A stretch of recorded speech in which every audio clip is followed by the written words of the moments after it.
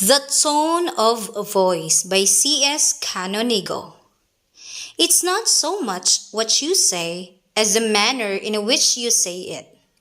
It's not so much the language you use as the tone in which you convey it. "Come here," I sharply said, and the child cowered and wept. "Come here," I said softly. He looked and smiled, and straight to my lap he crept. Words may be milk and fair, and the tone may pierce like a dart. Words may be soft as a summer air, but the tone may break a heart.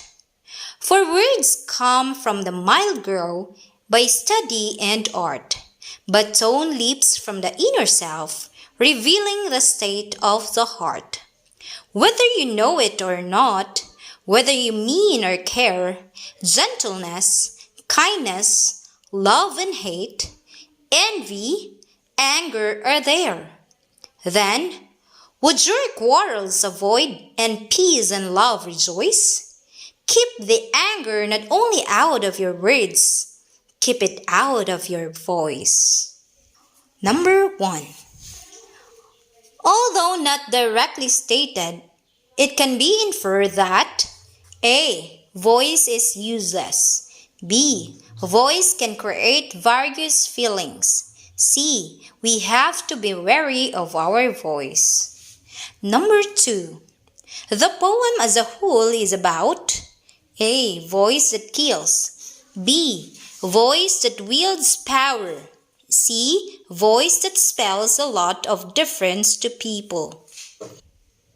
Number 3. The tone of our voice makes no difference at all with what we say.